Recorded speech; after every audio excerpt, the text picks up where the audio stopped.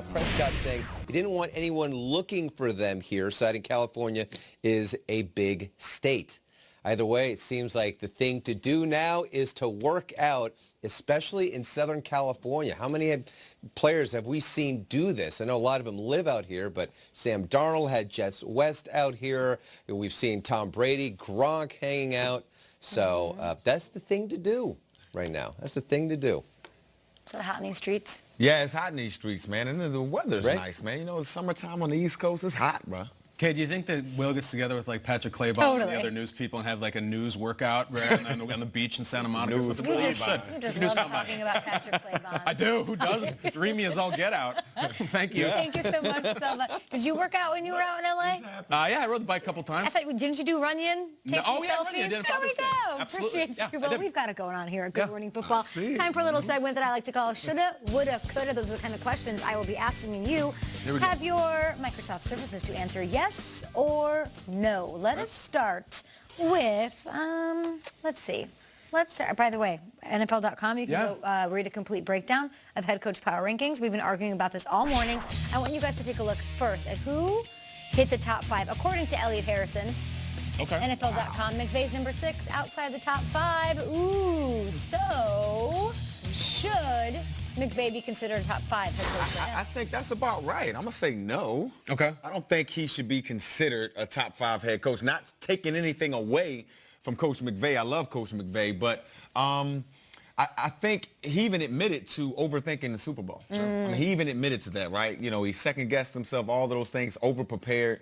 I think more experience will get him up into the upper echelon of head coaching. I'm going to say yes. And the way this works on radio, if he goes on, who comes out? Guys, you said the Super Bowl, Mike. He got to the Super Bowl in 2 years. Remember how bad the 2016 Rams were? They had nothing. Gets to the playoffs, gets to the Super Bowl. And as far as who I would take out, he's been to as many Super Bowls as Andy Reid has been in like 20-some years. I love Coach Reid. He could be at number 6. He also lost to the Patriots in the Super Bowl. Belichick, Pete, Peyton, Peterson, I'm good with. I would put in McVay and put Reid down at 6. But Reid, winning season after winning season. He has done it. There's another guy in the top 5 named Peterson who's on the list solely because of what a guy like Andy Reid did and taught him and the coaching tree. We haven't seen any of that from McVay. Greatness and legacy, sure, top 5. But right now in one big game, Andy Reid's big knock is he loses the big game. But look at what Andy Reid did with Patrick Mahomes. He changed his entire philosophy, his entire scheme, everything to sort of cater to the greatness of Patrick Mahomes. Like that takes, she's getting at you let's right be now. honest. I'm just watching. I think Will Selva could coach Patrick Mahomes to an MVP. Reid should be the 6th best coach in the league, Kay. It's not like I'm putting him at 32. Okay, does it not? But I wouldn't. I maybe would be okay with the McVay thing in the top 5 if what happened in the Super Bowl was so underwhelming to what his potential is. On that moment, on the biggest stage, like, no, come on. It's tough. Yeah. But again, Andy Reid lost the Patriots. I'm surprised you're doing the Super Bowl, I think I would have put 3. Ooh, hashtag Dream. I like McVay. Chiefs fans, let's go. Texans linebacker Jadeveon Clowney did not sign a new contract before yesterday's deadline and will play under the franchise tag in 2019. Clowney missed 16 games his first 2 seasons, but I sort of forget about that because he was the number 1 overall pick, and since then he has made the Pro Bowl 3 straight seasons. He has been balling over the past 3 years. So would you be surprised if Clowney didn't play in the Texans season opener? What do you got, Mike? You want me to go first? Yeah, man. I would say yes. I would be very surprised if we don't see this young man on the football field for the very first game. I mean, Jadeveon, if you're watching, man, to me, this is a testament just to your effort. I think this team would have paid you if we see effort on every single play. In that playoff game, when they were playing the Colts, right, we saw Andrew Luck sit back there, drink tea, throw the ball all over the place, right? This dude is too dominant, too versatile to not have a long-term deal. And I don't think he's going to give up $15.1 million and sit out. So, yeah, he'll be on the field, guy. In the post-Le'Veon world, anything's possible, but I would also be very surprised if he sat out. And I also don't think he's going to get a long-term deal. I don't think the Texans are going to do it because he's not Von. He's not JJ. He's got 25 sacks in 5 years, and he gets hurt a lot. I understand why the Texans aren't doing it. They move him around way more. They stand him up at linebacker. They do a lot more things with him. And that's how they tagged him. Definitely versatile, and he's very good, but I think if the Texans were going to do it, they would have done it already. I'm not saying he doesn't deserve it. I just don't think they'll do it. It's such a good question and such a hard one, and one that nobody can really answer because they don't have a GM this year. O'Brien's taking care of that. There's just a lot of weird things happening down there with the Texans in their front office, so stay tuned.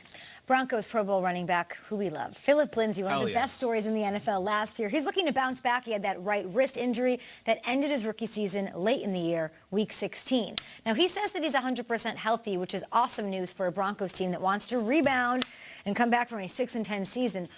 Phillip Lindsay, he's healthy. Yeah. They bring in Joe Flacco, top-notch defense. Could the Broncos win the AFC this season? I say top-notch defense, but that's really a question. AFC or AFC West? AFC West. Okay, that's okay. We got something. That's a little different. Maybe AFC. Look, it's possible. It's still a good What do you question, think, Mike? even within that division. I'm going to go yes. I mean, every time you see Joe Flacco with a competent tight end, I mean, Noah Fant, first-round pick, I think he's going to be good, man. Throwing the football down the middle of the field with Phillip Lindsay, play action, Deshaun Hamilton, Cortland Sutton on the outside. I think they have an offense out there. Yeah, listen.